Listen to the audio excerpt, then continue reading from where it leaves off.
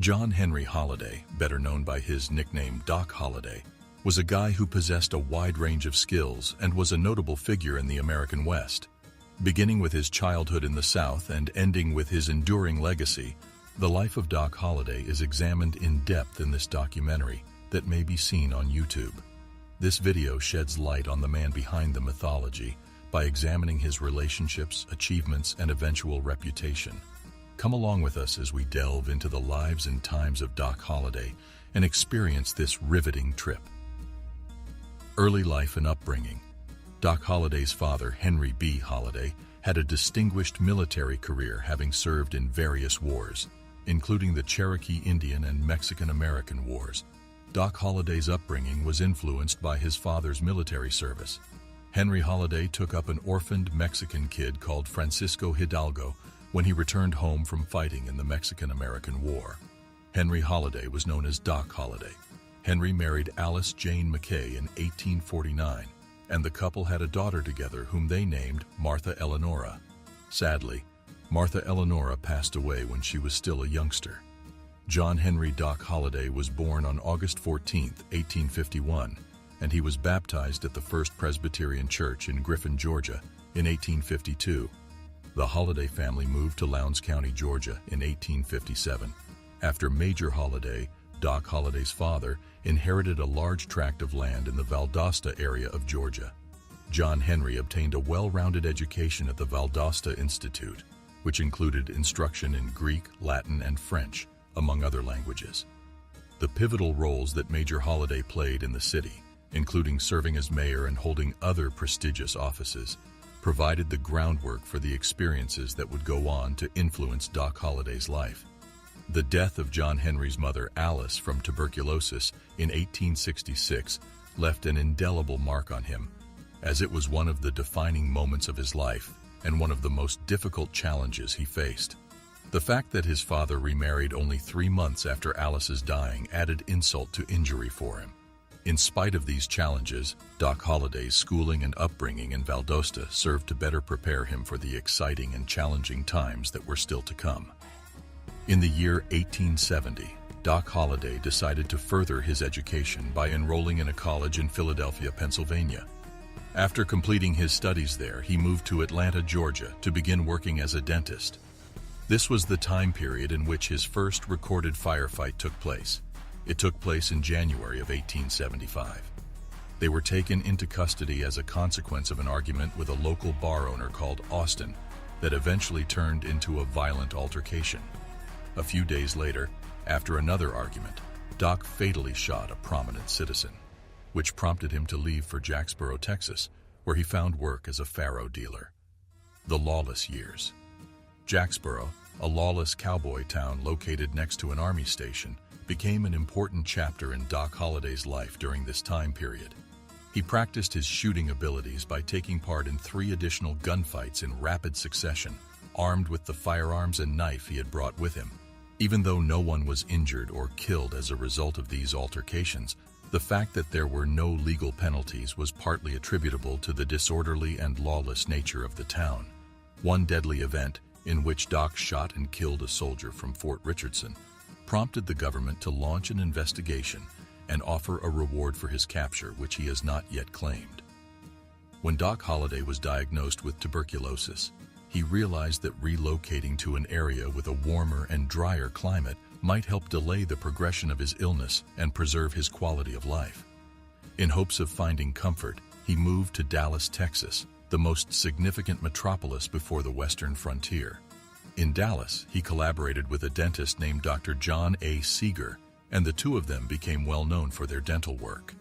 However, as Doc Holliday's health continued to decline, he became increasingly dependent on gambling as his primary source of money. On May 12, 1874, Doc Holliday and 12 other individuals were indicted in Dallas for engaging in illicit gambling. This event marked a key turning point in the story, a destined encounter. After a long voyage, Doc Holliday arrived at Fort Griffin, Texas, where he secured a job working as a card dealer at John Shanzy's Tavern. Here, he would have a fateful encounter. Here is where he met Mary Catherine Bignose Kate Horany, a tough and self-reliant lady who occasionally worked as a prostitute. He referred to her as Big Nose Kate. In spite of Kate's unique way of living, she and Doc built a profound emotional connection, and it is believed that she is the only woman who has ever held Doc's heart. The friendship with Wyatt Earp. In the year 1878, Wyatt Earp and Doc Holliday's paths intersected in Dodge City, Kansas. This was the beginning of their friendship. Wyatt had exiled 2 cowboys from Wichita, and chaos occurred when they and other individuals rode into Dodge City. Doc Holliday pulled his revolver at a crucial juncture, which prevented Wyatt Earp from being in a precarious circumstance that may have ended in his death.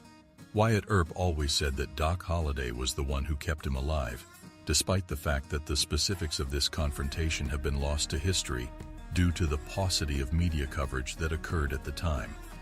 The chance meeting was the beginning of a long-lasting friendship between the 2 guys. The gunfight at the OK Corral. The gunfight at the OK Corral in Tombstone, Arizona, is one of the most famous occurrences that is associated with Doc Holliday. Tombstone's Vice Marshal and Sheriff, Virgil Earp, received information that armed cowboys were breaking a city ordinance and disobeying orders to arrest them. An altercation took place in a lane off Fremont Street on October 26, 1881, and as a result, 3 people lost their lives: Billy Clanton, Frank McClory, and Tom McClory. Additionally, Virgil and Morgan Earp were injured in the altercation. Following that, a trial determined that the Earp brothers and Doc Holliday were not guilty of the crime. Before leaving Tombstone, Doc and Wyatt eliminated a number of lawbreakers as part of their quest for vengeance for the death of Morgan Earp. Johnny Ringo, a long-standing rival of Doc Holliday's, was discovered dead in July of 1882, and the circumstances surrounding his passing remain a mystery. There have been a number of different accounts and hypotheses put up regarding Ringo's passing, and Doc Holliday's possible involvement is still up for discussion.